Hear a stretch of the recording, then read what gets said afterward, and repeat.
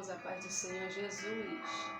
Aqui quem vos fala é a diaconisa Lady Jéssica e eu gostaria de compartilhar um pouco da palavra de Deus com você. Eu acredito que Deus, Ele tem uma palavra para você, para mim, para nós. Eu gostaria de fazer uma leitura aqui rápida num versículo da palavra de Deus, no livro escrito aos Romanos, carta de Paulo aos Romanos, capítulo 2, versículo 13, que diz assim: porque os que ouvem a lei não são justos diante de Deus, mas os que praticam a lei hão de ser justificados. Amém? Amados, a Bíblia Sagrada, ela nos orienta a todo tempo viver segundo a prática da palavra de Deus. Em Deuteronômio capítulo 5, versículo 33, por exemplo, nós vamos encontrar quando o povo pede a Moisés, o próprio povo, ele vai pedir a Moisés para receber a lei. E nós vamos encontrar Moisés entregando para o povo a lei, ou seja, a revelação de Deus sobre como o povo deveria viver. E após entregar a lei, Moisés vai dizer no versículo 33 do capítulo 5 de Deuteronômio: andem segundo todo o caminho que Deus os mandar, que Deus os ensinou. Ou seja, em outras palavras, Moisés estava dizendo, vocês têm a lei agora, só que vocês vão precisar obedecer, praticar. Não é o suficiente conhecer ou saber a respeito dela. Em Deuteronômio capítulo 28, o próprio Deus vai dizer: se vocês ouvirem a voz do Senhor teu Deus e obedecer, o Senhor teu Deus, ele vai te exaltar. Ou seja, o segredo de uma vida cristã bem-sucedida está na obediência da palavra de Deus. Josué, capítulo 1, versículo 8. Deus fala com Josué e diz assim: olha, Josué, não te aparte da tua boca, não cesse de falar do livro dessa lei. Medita nela dia e noite. Para quê? Para que você possa viver essa lei, praticar essa lei. E só assim você terá sucesso, você será bem-sucedido. O sucesso da vida cristã, repito mais uma vez, está na prática da palavra. Quando nós vivemos a palavra de Deus, nós temos uma vida cristã bem-sucedida.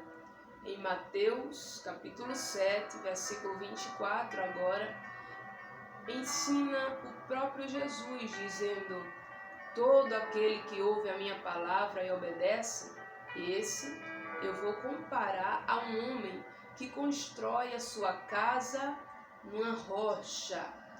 Ou seja, todo aquele que ouve a palavra do Senhor, que põe em prática, que vive essa palavra, ele é comparado a alguém sábio, alguém que tem firmeza, alguém que não é abalado por qualquer coisa, porque praticou a palavra do Senhor. Alguém que não pode ser destruído com facilidade. Veja o que diz o Evangelho de Jesus Cristo, escrito por João, capítulo 15, e versículo 10. Ele diz assim: se guardardes os meus mandamentos, permanecereis no meu amor. Do mesmo modo que eu tenho guardado os mandamentos de meu Pai e permaneço no seu amor. Tá vendo aí? Se nós guardarmos o mandamento e permanecer. O que é esse permanecer? É viver esse mandamento. É estar de acordo com o mandamento que ele já nos deu. Se nós permanecermos, então nós estaremos no seu amor. Do mesmo modo que Jesus Cristo guardou o mandamento do Pai. Isso é maravilhoso. Olha o que diz o versículo 14. Vós sereis meus amigos, quando fizerdes o que eu vos mando. Quer dizer, a comunhão com Deus, ela é estabelecida a partir do momento em que eu obedeço, em que eu pratico a palavra de Deus. Existe nos nossos dias, em nosso meio, uma mentalidade religiosa e enganosa de que ser um frequentador de culto, ser um participante de algum departamento na igreja, praticar algumas orações de maneira religiosa é o suficiente. Essa mentalidade, ela não é verdadeira. Ela não é verdadeira. Por quê? Porque o que Deus espera em nós não é uma mudança de rotina. Ele espera em nós uma mudança, uma transformação de caráter. É isso que Deus espera de nós. Uma transformação de caráter.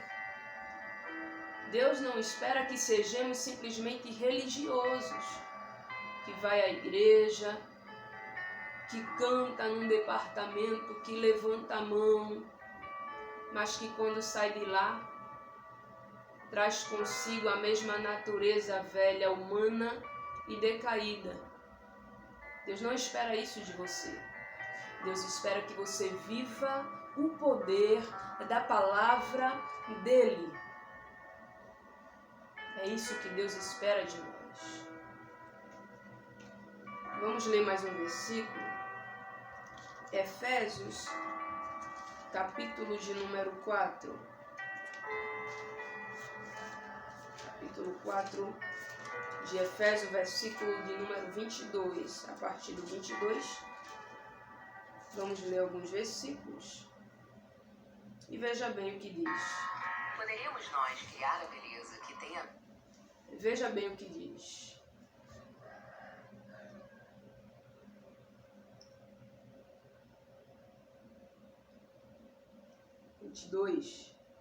Que, quanto ao trato passado, vos despojeis do velho homem. Sabe aquela vida passada que a gente levava?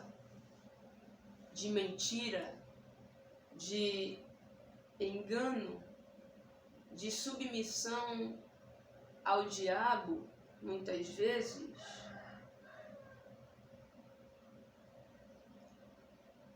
Quanto ao trato passado, vos despojeis.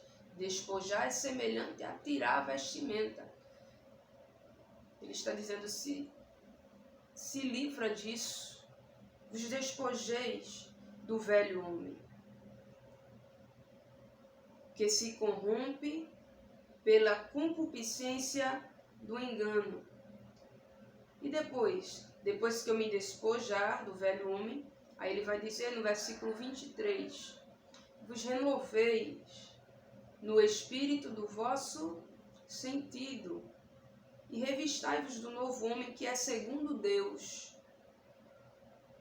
que é criado em verdadeira justiça e santidade. É necessário que haja uma transformação de caráter em nós. A velha natureza, ela não pode permanecer. Precisamos buscar ser renovado para viver segundo aquela natureza que Deus preparou para a gente. E ele vai continuar, vou ler mais um pouco adiante, ele vai dizer assim: pelo que deixai a mentira e falai a verdade, cada um com o seu próximo. Ou seja, na vida passada você praticava mentira, deixa isso. Passa a viver a verdade, porque Deus é a verdade. A lei do Senhor é verdade. Irai-vos, mas não pequeis. Não se ponha o sol sobre vossa ira.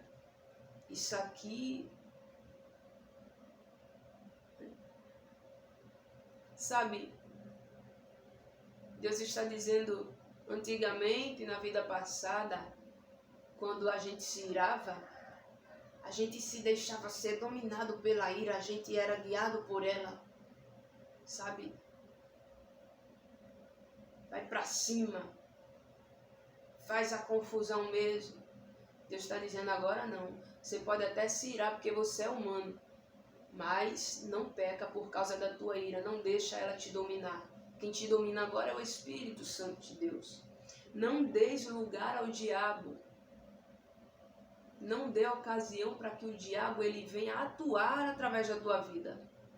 O diabo não é mais o teu Senhor. Aquele que furtava, não furte mais.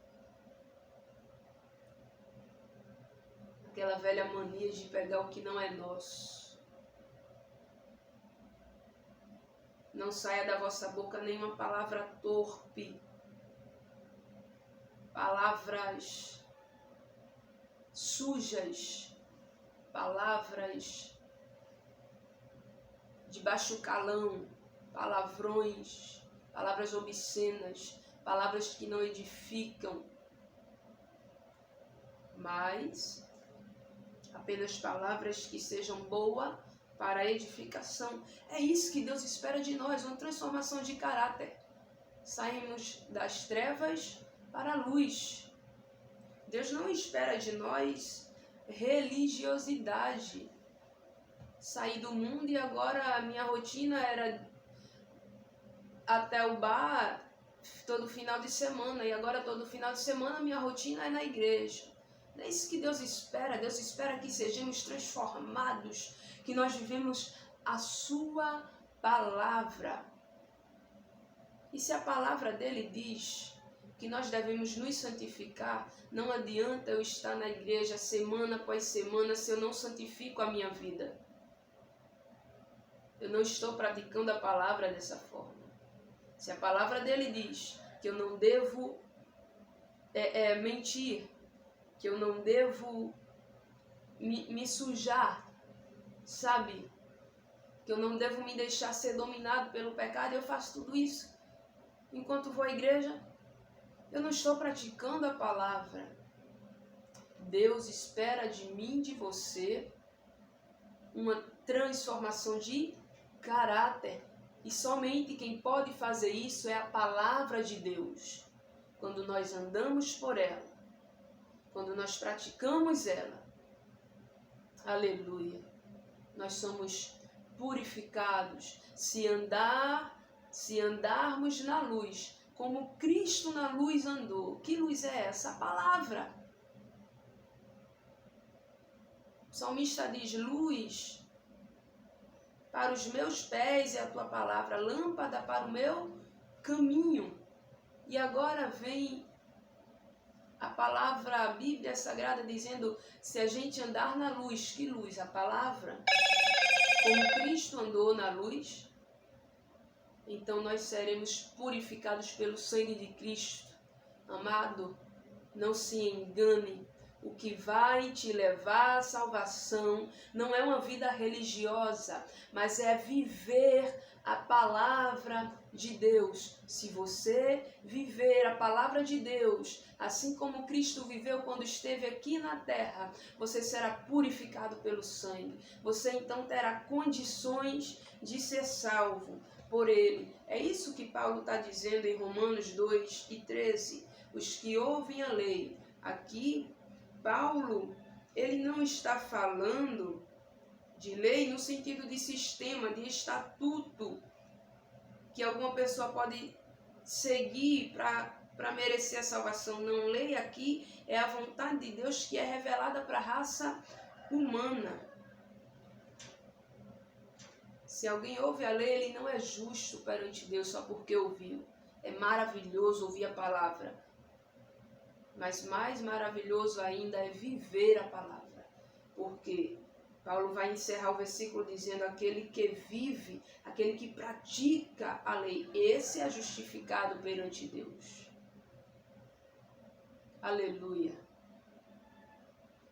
Tiago, ele vai dizer no seu livro, capítulo 1, versículo 21, pelo que, rejeitando toda imundícia e acúmulo de malícia, recebei com mansidão a palavra em vós enxertada. Ou seja, deixa de lado aquilo que pertence à natureza humana, mais uma vez diz a palavra. Abandona e recebe a palavra que já, ela é enxertada. Isso aqui, o que significa isso aqui? A palavra em voz enxertada é como se a palavra agora tivesse que viver em mim como sendo parte da minha natureza. E quando eu receber essa palavra, ele vai dizer assim: e sede cumpridores da palavra, e não somente ouvintes. Tiago 1:22. Sede cumpridores da palavra, não somente ouvinte. Não se conforme em viver simplesmente uma vida religiosa. Não se conforme com isso.